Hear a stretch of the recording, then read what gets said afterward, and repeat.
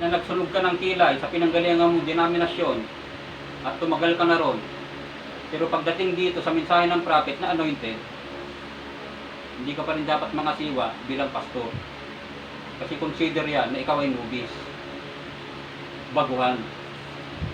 Kasi yung pinag-aralan mo, kung ikaw ay nasa denominasyon, napakalayo sa interpretasyon ng prophet kasi siya ay guided ng banal na espiritu. Ang Diyos din ang pipili ng mga totoong mangangaral na itatayo niya with signs and wonders. Gagabayan sila. Nandyan yung mga karakter ng mga tao na yan. Pero ngayon sa kasalukuyan, ng mga karakter ng mga nangangasiwa nakuhaw sa posisyon ng bishop, unang pastor, ngayon ay lantad. Yung iba self-motive, yung iba ginawang hanap buhay ang magpapastor, yung iba gusto maging sikat, yung iba nakakalungkot sa lahat. Mayroong pupunta rito na galing Amerika, mga puti, para mag-share ng mga mensaheng nalalaman nila. Yung mga pastor dito sa Pilipinas ay magkakandara pa upang salubungin ito. Kanya-kanyang motibo. Kanya-kanyang motibo. Mayroong mga harana, mayroong sulat ng sulat para magkaroon ng church, mayroong sulat ng sulat para lahat. Yung iba para kwartahan sila. Oh my. Kaya kayo na mga believer, pag kayo napailalim sa ganyang klase ng mga pamunuan ng mga pastor na pinaniniwalaan nyo, mag-isip-isip kayo.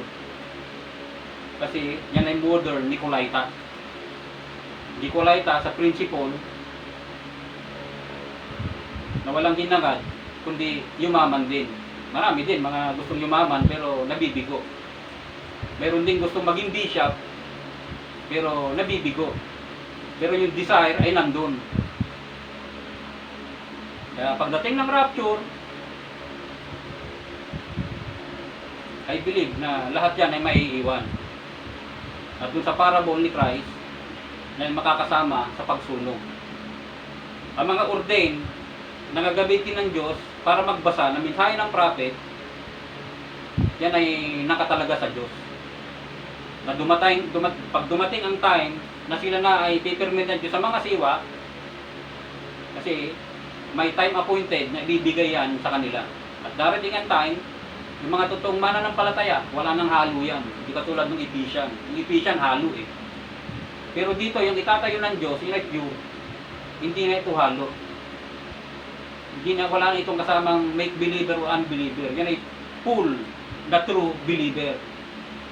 At yung i-represent ng isang tunay na mangangaral, at yun ay totoong mararapture at kukuhanin dito sa mundong ito.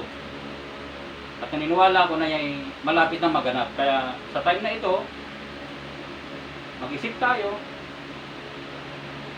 tignan din natin ang kanilang mga itinuturo kung tama ba.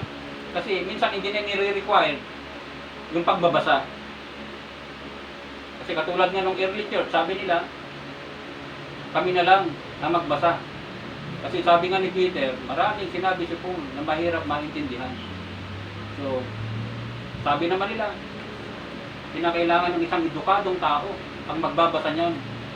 Kinakailangan ng mahabang pagbabasa para maintindihan ang salita ng Diyos. Ang sabi naman ng iba, hindi tapos ang Biblia.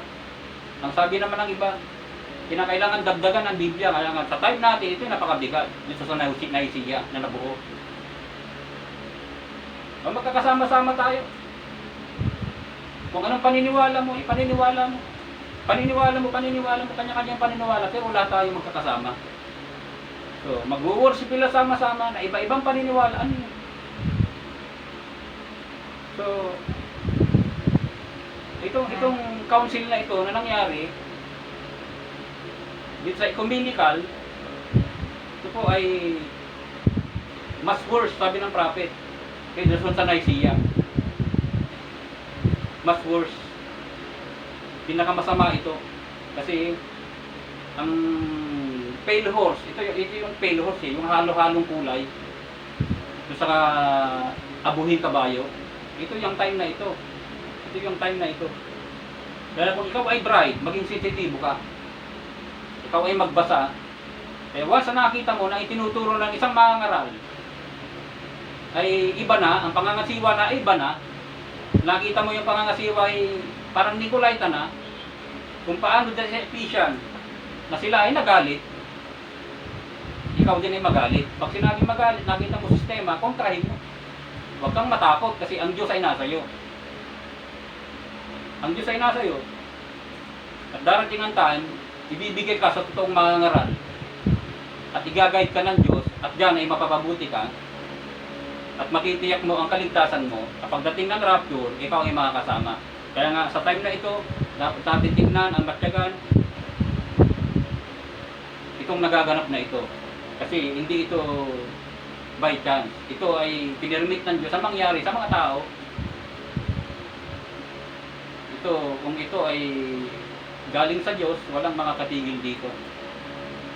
Pag tumingin ka sa Facebook o sa YouTube, karamihan na sinasabi, meron pa raw susunod. Parang ano na, patungo na sa Revelation 13:18, 666. Minsan nakakaano na, pag pupunta ka sa isang lugar, pupunta ka sa Mercury o kung saan, hindi ka makakabili kung wala kang face mask. Hindi ka makakabili kung wala kang face shield. Hindi ka makakasakay kung wala kang barcode. Hindi ka parang katulog na eh. Walang makakabili kung walang tatak. Parang katulog na, yung 666 parang katulog na eh. Para tuloy lumili na kung sino nasa likod nito eh. Parang lumilinaw, hindi pa ba kayo nagtataka? Kapag ang pastor nyo, hindi niya pinililiwanag yan sa inyo, yan ay bulaan. Itong tinatalakay na Nicolaita, pag di niya tinatalakay sa inyo, baka siya ay Nicolaita. Kasi kung hindi ka Nicolaita, obligado ka na ipakain ito sa kawan. Kasi yung pinakain ng Diyos sa atin, kasi pagbig ng prophet yung lumabas, dapat pinapakain niya yan sa kawan. Hindi nila ito nililihin. Dapat transparent ka rito, kasi babasahin ito, dapat ipinapakain niya sa tao kasi napakahalaga nito para malaman niyo posisyon niyo kay Kristo. Tignan ninyo ang mga namumuno sa inyo. Diba? Minsan yung material ano sila, yung sabi ni Christ, sabi niya, hindi akong pinaglilingkuran nila kundi ang kanilang mga tiyan. Ano ibig sabihin nun? Naglilingkod, pero ang ano niya, yung tiyan niya. One time may nagkwento sa akin, kasi nalungkot ako eh, hindi ko na lang dinibate. Katunayan nga, sabi, yung pastora namin nasa Jerusalem. Oh, kasi naman sa Jerusalem. Eh, pinagbabakasyon namin. Sarap ng buhay niya ron. Sila naman nagbigay ng pera sa kanya, pamilya ng pastora nila, nagliliwalay sa Jerusalem, pahiga-higa sa hotel siguro doon. Sila nandyan. Pero okay lang sa kanila yun, kasi paglilingkod daw sa Diyos yun eh.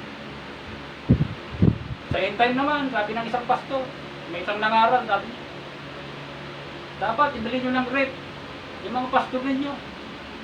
Ibili nyo ng aircon, pagbakasyon ninyo sa ibang bansa, ganito. Oh my. Yung mga word na yon, parang, kaya kayo, magising kayo mga believer. Lalo dito sa end time. Tignan ninyo kung sino-sino, ano niyo maigi. Sinunod ko dito kasi yung sumunod dito sa mensahe ko, yung sovereignty of the local church. Yan, pakinggan niyo yung sovereignty of the local church. Yan, makikita ninyo kung paano pangangasiwa ng isang pastor. Makikita niyo yan kung siya ba'y Nicolaita o totoong naglilingkod sa Diyos. Kasi kung Nicolaita, kaya maraming umakap dyan sa pananampalatayang Nicolaita eh. Kaya sabi ni Barbanam, I am not a believer of the Nicolaitans. Dinipay niya sa sarili niya na hindi akong mananampalataya ng Nicolaitans. Kasi ayaw na ng Nicolaitans. Ayaw niya. Ayaw niya na akuhin yung isang authority sa isang church. Kaya nga, one time may nagano sa kanya na pababain yung isang pastor kasi may nagawa daw na mali. Sabi niya, wala akong kapangyarihan na gumawa niyan. Kayo, yung may kapangyarihan. Ibinibigay niya sa church. Kasi you all the church. Pati pastor ay later rin niya, sabi niya. Mananampalataya. Hindi yan libre sa kasalanan. Kapag man ay nagawa, mayroon yan nagawa sa pangangasiwa niya, tatlo ang pwedeng magpababa sa kanya. Una, yung sarili niya na desisyon na bumaba. Pangalawa, pag siya ay namatay. At ang pangatlo, pwede siyang pababain sa pamamagitan ng majority vote. So, ibig sabihin, pwede mo siyang i-impeach. Yan, pag may nagawa na violation yan. Kaya bantayan nyo yan. Authority yan ng church. Hindi yung authority ng pastor na para dominahan ang iglesia. Pero kung kayo lahat ay sunod-sunuran sa sinasabi niya, na parang wala na kayong authority, hindi ko laita ang nangangasiwa sa inyo at namumuno sa inyo. Kapag ganyan ang namumuno sa inyo, basahin niyo yung parable kanina, lahat yan ay masusunog. At napakalinaw sa binasa natin sa Revelation 2:5, 2:6 at 2:15 na ang Diyos ay galit. Diyan sa sistema na yan. Kapag Diyos ay galit sa sistema na yan, at nagbagsak siya ng salat dito sa mundo, hindi ka dyan malilibre. Kaya siguro ganyan lang, at nais kong umusal ng isang panalangin kasi meron nagpasa ng isang prayer request. Tayo mo ko at manalangin. Hallelujah. O dakilang Diyos na makapangalan sa lahat. Panginoon, salamat po na makapaglingkod ko sa inyo. Ma-share ang napakahalagang mensahe na ito sa mga tao.